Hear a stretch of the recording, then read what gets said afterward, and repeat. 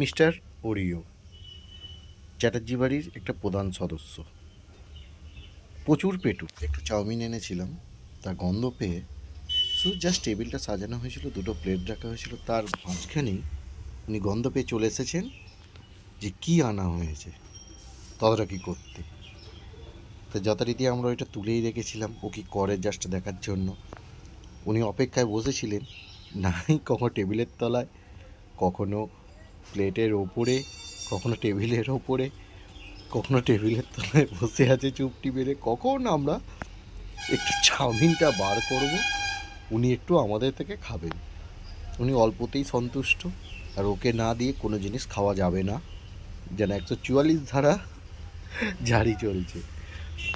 তা ভদ্রলোক যখন আমি চাউমিনটা ঢালা হচ্ছে, আমার পায়ের ওপর চলে আসা হচ্ছে, কখনো আমার গায়ের ওপর উঠে আসা হচ্ছে।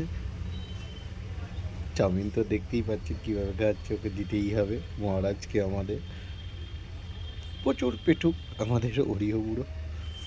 আবার কখনো হাত চাচ্ছে, তেল দিচ্ছে, তেল দেখুন প্লেটের ওপর কীভাবে ঘুরছে।